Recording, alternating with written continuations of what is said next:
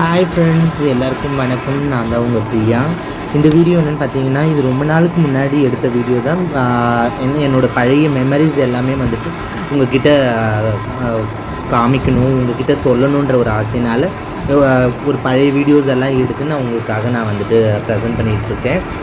ரொம்ப சந்தோஷமாக இருக்குது. என்னோடய ஃபேமிலி, அதாவது என்னோடய திருநங்கை ஃபேமிலியை பற்றி உங்கள்கிட்ட சொல்கிறது.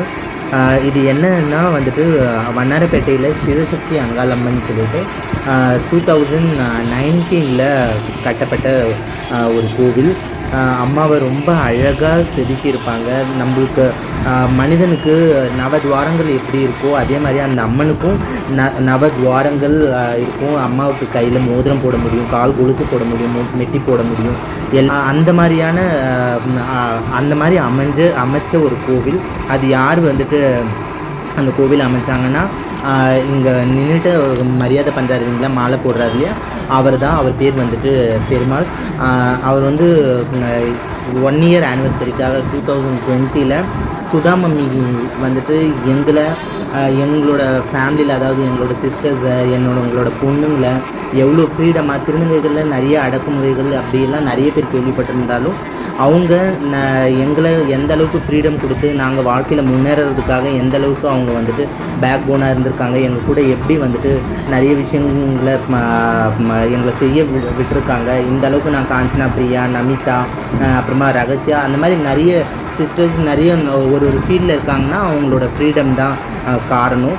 அந்த ஒரு காரணத்தினால அவங்க 1 year ஆனிவர்சரிக்கு அவங்க கையால் அந்த கலச நீரை எடுத்துகிட்டு போயிட்டு அம்மாவுக்கு அபிஷேகம் பண்ணணுன்னு அவருக்கு ஒரு ஆசை. அதனால் அவங்க அம்மாவை கூப்பிட்டு, சுதா மம்மியை கூப்பிட்டு அவங்க வந்துட்டு வண்ணாரப்பேட்டையில் இருக்க இந்த பெருமாள் கோவிலில் பூஜை பண்ணி பெருமாளோட கலசத்தை எடுத்துகிட்டு போய் இந்த கலச நீரால் அவங்களுக்கு அபிஷேகம் பண்ணி அம்மாவுக்கு 1 year ஆனிவர்சரியை நாங்கள் வந்துட்டு செலிப்ரேட் பண்ணோம்.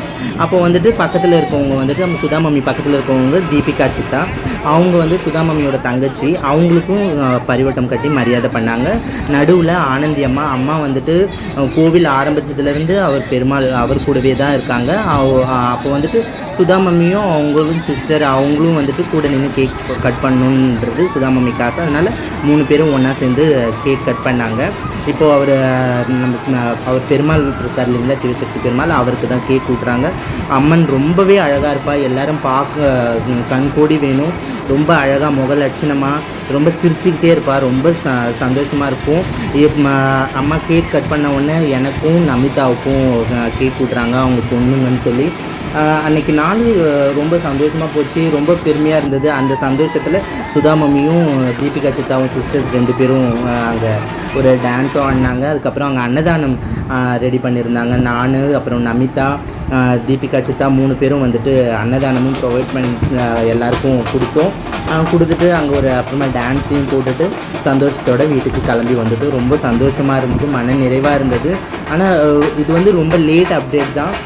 இதுக்கு நன்றி சொல்லணும்னு ரொம்ப நாள் ஆசை. ஆனால் என்னோடய யூடியூப் சேனல் ஆரம்பித்ததுக்கப்புறம் சிவசக்தி பெருமாள் அவர்களுக்கு சுதா மம்மி வீட்டின் சார்பாகவும் என்னோடய சார்பாகவும் ரொம்ப நன்றி தெரிவிச்சுக்கிறேன்.